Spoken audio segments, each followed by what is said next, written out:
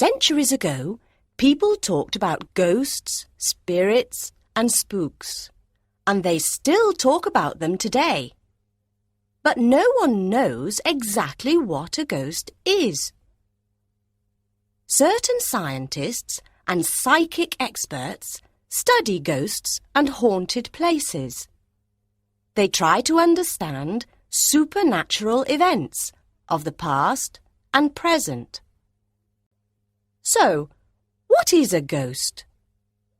The most common explanation is this: ghosts are spirits of the dead. Their death was a tragic or terrible one. They haunt the place where they died. It can be a house, a castle, a theatre, a forest, a road, or a ship. They cannot rest in peace. Do ghosts really exist? What do you think? There are many ghosts in the City of London. There are haunted houses, theatres, streets, and pubs. One of the most evil ghosts is the one at Berkeley Square. Between 1870 and 1900, no one wanted to live at 50 Berkeley Square. There were footsteps at night and macabre appearances. One particular room in the house was especially dangerous. In 1870, a brave young man decided to sleep in the haunted room for one night. "Ghosts don't scare me," he said. The next morning, he was dead. His body was in the middle of the evil room. A year later, a young girl slept in the haunted room. That night, she saw or heard something horrible. The next morning, she was mad. She could not speak about her horrifying experience to anyone. Lord Lyttelton was an English lord. "I don't believe in ghosts," he told his friends. "I will sleep in that house, and nothing will happen to me." During the night, the people in the next house heard a gunshot. The next morning, Lord Lyttelton was terrified and told them, "Something came into the room from that corner. It was slimy and had an evil smell. I fired my gun at it, and the ghost disappeared. It was horrible. I cannot describe it. That house is haunted by a ghastly spirit." A year later, a maid was cleaning the haunted room. She did not know about the evil ghost. At midnight, horrible cries came from the haunted room. The people in the house ran upstairs. They found the poor maid on the floor in convulsions. Her terrified eyes stared at a corner of the room. It was the same corner Lord Lyttelton indicated. The maid refused to speak. Her only words were, "What I saw was too horrible to describe." The next morning, she died at St. George's Hospital. The story of the two sailors is perhaps the most famous of all. In 1875, two sailors arrived in London. They wanted to work on a ship. They had no money and nowhere to sleep. They walked around London and came to Berkeley Square. "Look," said the younger sailor. "there's an empty house. We can sleep there." The sailors entered the dark, empty house. They went up the stairs. The older sailor said, "This house is cold and dark. I don't like it. It scares me." "Don't be silly," said the younger sailor. We have nowhere to sleep. I'd stay here. They slept in the haunted bedroom. In the middle of the night, they both woke up. Listen, said the younger one. there's someone downstairs. Can you hear the noise? Yes, said the other. I can hear footsteps. Oh no, the footsteps are coming upstairs. At that moment, the door opened slowly. A big, dark figure came in. The older sailor was terrified. He could not move. He just sat and looked at the horrible thing. The younger sailor ran out of the room, down the stairs and out of the house. In the street, he found a policeman. They returned to the house, but the sailor was too frightened to enter. The policeman went upstairs alone. Is anyone here? He cried. There was no answer, and he found no one. There was an evil smell on the stairs. He looked everywhere, but he couldn't find the older sailor. Then he looked out of the window. The older sailor was lying in the garden. He was dead. Did something push him out of the window? Or did he jump out of the window in terror? We will never know. Scotland is famous for its haunted castles and its ghosts. Glamis Castle has a long history of violent murders and ghosts. It is a big castle with more than 100 rooms and many secret hiding places. The castle also hides terrible secrets. During the Middle Ages, there was a battle near the castle. After the battle, some men came to the castle. They were afraid and in danger. Excuse us, sir. We are in danger. The enemy is following us. Can we stay at your castle for a few days? They said.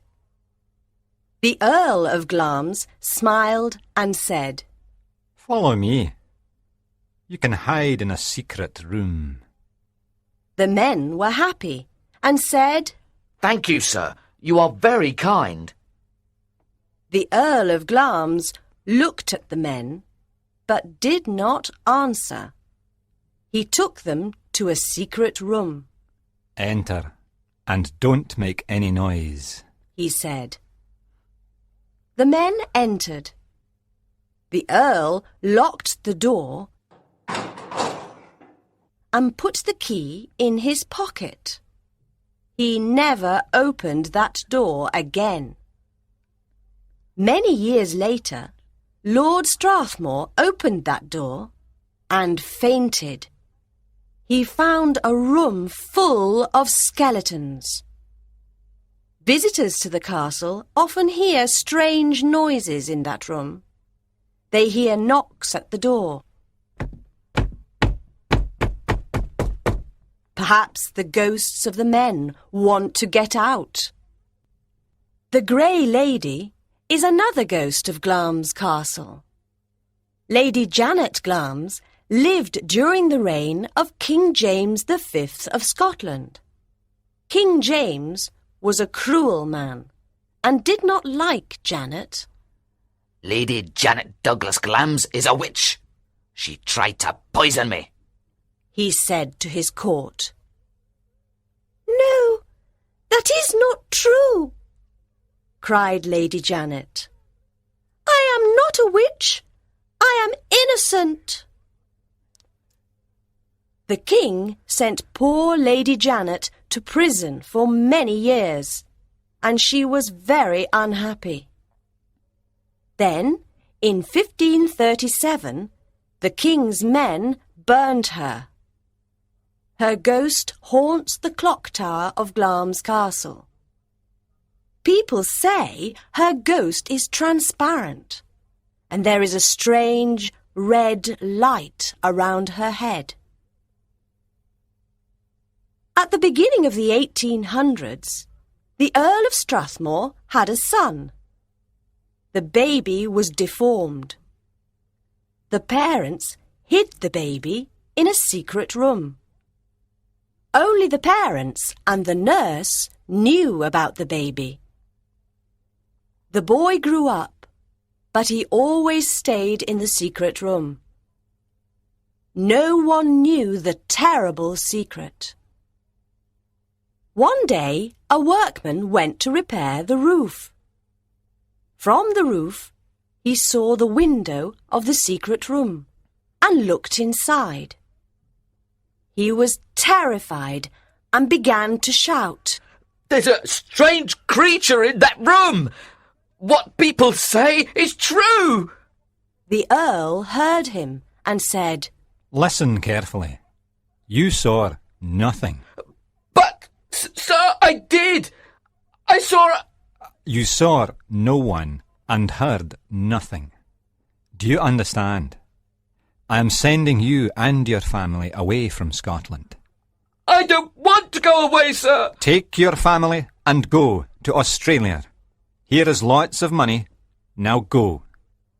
The next day, the workman and his family left Scotland. The creature died when he was very old. Perhaps his skeleton is still in the secret room. Today, people at the castle can hear a child crying at night. Others say that the ghost of a strange creature walks around the castle and makes unusual noises. Borley is a small village about 100 kilometres northeast of London. It has a church, a rectory, and a few houses. It also has more ghosts than any other village in England. In 1863, Reverend Henry D. Bull built the Borley Rectory. When he died in 1892, his son became minister and lived in the rectory with his wife and daughters. On the 28th of July, 1900, Reverend Bull heard a noise outside the rectory. He opened the door and saw his daughters. They were very frightened. "We saw a ghost!" they cried. "It was a nun, a young nun. She was silent and very sad. She walked in front of us." Where is the ghost now? asked Reverend Bull. "She disappeared," said one of the girls. Some people did not believe the girls, but a doctor and a teacher saw the same nun on the same day, the 28th of July, a few years later. On the 28th of July, 1972, a group of scientists saw her too. The nun was not the only ghost of Borley Rectory. There was also a headless man, a phantom coach with 2 horses, and others. Other bizarre happenings at Borley included organ music playing in the empty church, lights that went on and off, furniture that moved, and stones that fell from the sky. Reverend Guy Smith arrived at Borley Rectory in 1928. He and his wife didn't like the noises and the other strange events. "I don't believe in ghosts. It's all a lot of nonsense. But I want to understand what is happening," said Reverend Smith. So he called Harry Price to investigate. Price was a famous psychic expert. He arrived at Borley with several assistants and started investigating. On the 10th of June, 1929, there was a sensational newspaper article in the Daily Mirror about the ghostly figures at Borley. Hundreds of curious visitors came to Borley Rectory. They wanted to see the ghosts. Reverend Smith did not like all these visitors. He soon left. But Harry Price continued investigating. He wrote books about the rectory and its ghosts. Soon, Reverend Foyster and his family arrived at Borley. He and his family had the same problems as the other reverends. He kept a diary of the bizarre events. During this time, mysterious messages appeared on the walls of the rectory. They were written to the Reverend's wife, Marianne. Who wrote these messages? Was it a ghost? Or was it Mrs. Foyster? After 5 years and about 2,000 ghostly appearances, Reverend Foyster left Borley. He was the last reverend at Borley Rectory.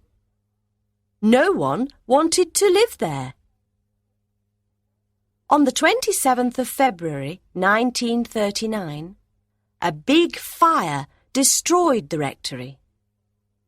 After the fire, workmen found a woman's skull in the ground and several religious symbols. People said the ghosts moved to the church after the fire. But why is Borley haunted? Why does the nun appear to many people in the village? Who are the other ghosts? A legend says the rectory was built on the ruins of a medieval monastery. Near the monastery, there was a convent. A monk fell in love with a young nun at the convent. On the night of the 28th of July, they decided to escape together in a coach. But the nuns of the convent discovered their plan. They were very angry.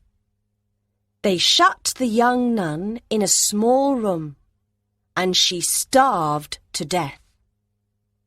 The monk was beheaded. During the 1960s, a psychic expert called Geoffrey Croom Hollingsworth was interested in ghosts of the two princes. Many people saw the two ghosts at the bottom of the stairs, and people still see them now. In 1647, workmen found the skeletons of two children under the stairs. The skeletons were buried immediately. On windy nights, the ghosts of the sad princes still haunt the Tower of London. The Tower is a very spooky place at night. Ghosts, spooks, poltergeists, and phantoms are part of America's past and present. Halloween is the festivity of ghosts and the supernatural, and as you know, it is celebrated on October 31st. The Winchester Mystery House in San Jose, California, is the spookiest American monument to ghosts. It is a famous tourist attraction, and people say that mysterious spooks live there. Sarah Winchester was part of the rich Winchester family. The family made Winchester rifles in the 1800s. During the 19th century, these rifles killed many people. When Sarah Winchester's husband and baby daughter died, she was very unhappy. Strange things were happening to her. She went to a psychic expert and asked for help. The expert told her, "The spirits of the people killed by a Winchester rifle are angry with you. They want revenge." "What can I do?" Mrs. Winchester asked. The expert answered. The spirits want you to build a big home for them. You must follow all their instructions. And you cannot rest. You must work 7 days a week. Mrs. Winchester bought a house in the country. For 38 years, she built a home for ghosts. She and the workmen worked 7 days a week. She lived in the haunted house, and every evening she wore a long blue dress and had dinner and secret meetings with the ghosts. They gave her instructions for building the strange house. Every night she slept in a different bedroom. Today, the Winchester Mystery House has 160 rooms and is similar to a maze. There are stairs that go nowhere, doors that open onto walls, and a window in the floor. 13 was a favorite number of the ghosts because there are 13 bathrooms and all the stairs have 13 steps. Nathaniel Hawthorne was born in Salem, Massachusetts in 1804. He was a famous American writer. His grandfather was a judge at the Salem witch hangings. He was very interested in ghosts, evil spirits, and demons. Every evening after work, Hawthorne went to the Athenaeum Library to read the newspaper. Reverend Harris went to the Athenaeum Library too. He was an old minister of the church. Hawthorne saw Reverend Harris every evening for many years, but they were not friends. One evening, a friend of Hawthorne said, "Reverend Harris died last week." What? Are you sure? Hawthorne asked. Yes, of course. His friend answered and went away. How is that possible? I saw Reverend Harris at the library this evening and all last week. Hawthorne thought. For many weeks, Hawthorne saw Reverend Harris at the library. He sat in his usual chair and read the newspaper. But the other people at the library could not see him. Hawthorne said nothing to the others. He was afraid to talk to the ghost. He was also afraid to touch it. After about a month, the ghost started looking at him. Why is Reverend Harris's ghost looking at me? Perhaps he wants to say something. Hawthorne thought. He was confused. He saw the ghost and did not know what to do. One evening he went to the library and Reverend Harris's chair was empty. Hawthorne never saw the ghost again. For years he thought, Why did I see Reverend Harris's ghost? Why didn't the other people see him? Hawthorne thought about Reverend Harris's ghost for a long time, but he was never able to solve the mystery. The White House in Washington, D.C., is also a haunted house. The ghosts of assassinated American presidents haunt it. Abraham Lincoln's ghost is the most famous. Lincoln was President of the United States during the American Civil War. Many Americans loved him, but he had dangerous enemies too. He stopped slavery in America, but the southern states did not agree with this. On the 5th of April, 1865, Abraham Lincoln had a very bad dream. He was at the White House, and he heard people crying in the next room. He got up and went to the east room. He saw a coffin in the middle of the room. Many people walked by the coffin. "Who is inside the coffin?" he asked a man. The President of the United States, sir. An assassin killed him. "What?" said Lincoln. He looked inside the coffin and saw his own body. He was dead. He suddenly woke up. He was very scared about this dream. He told his wife and friends. On the 15th of April, 1865, Lincoln and his wife went to the theater. He wanted to relax after a long day. At the end of the performance, John Wilkes Booth shot the president in the back of the head. The President of the United States was dead. Was Lincoln's dream a coincidence, or did he have supernatural powers? In the 1920s, President Coolidge's wife saw Lincoln's face at the window of the Oval Office. He was very sad. In the 1930s, Queen Wilhelmina of the Netherlands was a guest at the White House. One evening, she heard a knock at the door. She opened it and saw Lincoln's ghost. He looked at her and then walked away. In the 1980s, President Reagan's daughter saw Lincoln's ghost too. Today, people at the White House still see his ghost in the East Room, in the Oval Office, and in the halls. Maria, Juan, and Miguel Pereira lived in the village of Belmez in southern Spain. They were farmers. On the 23rd of August, 1971, Maria Pereira was in the kitchen of her home. Suddenly, she saw an image of a human face on the kitchen floor. She tried to wash the floor, but the face did not go away. It became more visible. It was the sad face of a man with big eyes. "Juan, come quickly! There is something strange on the kitchen floor," Maria cried. Her husband came quickly and looked at the floor. He was terrified. Oh no! What is this? A human face! Call Miguel! Juan said.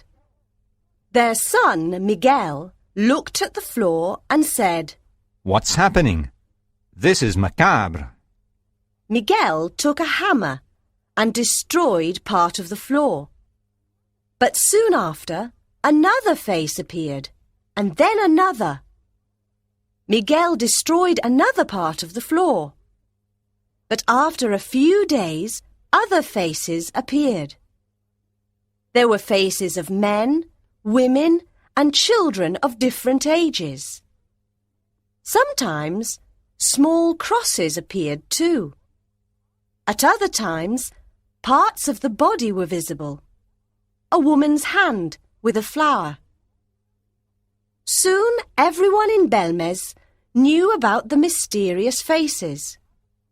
People came from other parts of Spain to see them. Many psychic experts were interested too.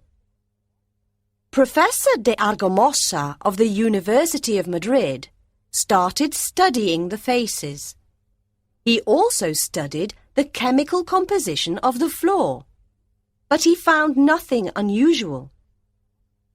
Professor de Argamosa discovered that in the 17th century the governor of Granada executed 5 people in Belmez. But this was not a complete explanation, because there were more than 5 faces. Workmen started digging under the Pereira's house. They found many skeletons under the kitchen floor. 2 skeletons were headless. Was this an old cemetery? Yes, it was. In the past, there was a cemetery in the same place as the house. Perhaps the faces were the spirits of the dead in that cemetery. Professor de Argamosa heard horrible cries and frightened voices in the Pereira kitchen. He made a recording of the cries and voices. He could also hear words in Spanish. Experts from other countries went to Belmez to study the mysterious faces.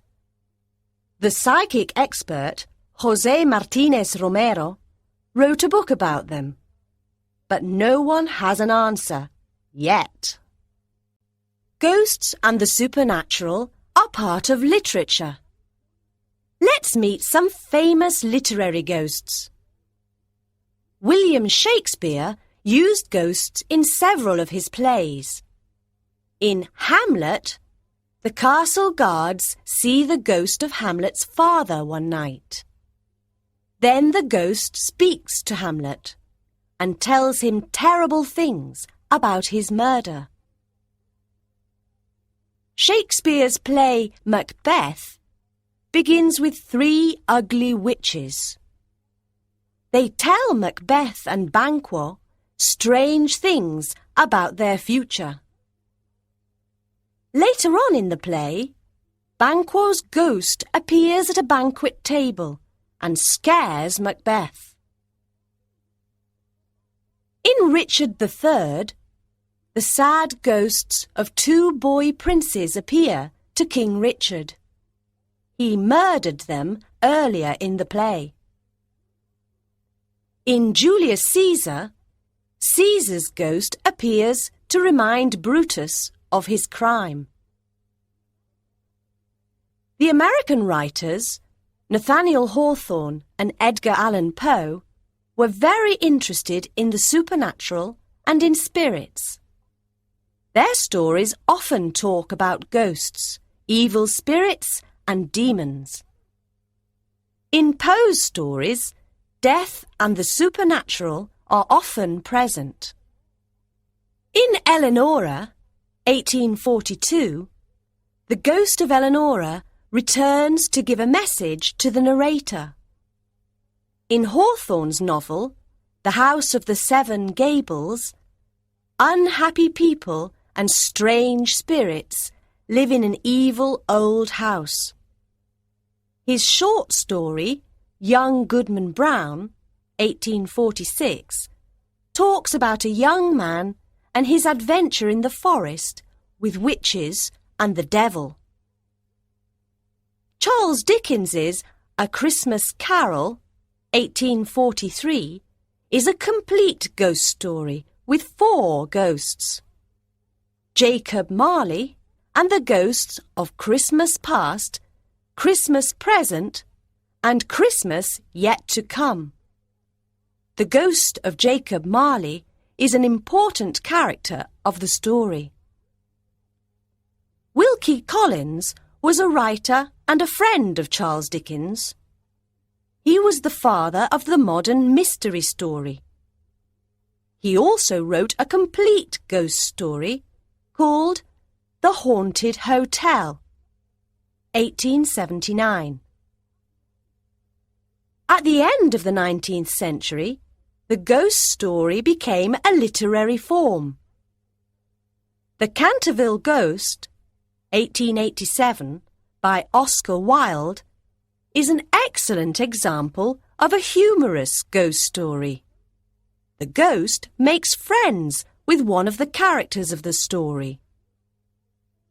In The Turn of the Screw, 1898, Henry James created a macabre ghost story about 2 evil ghosts and their 2 young victims. A very frightening tale.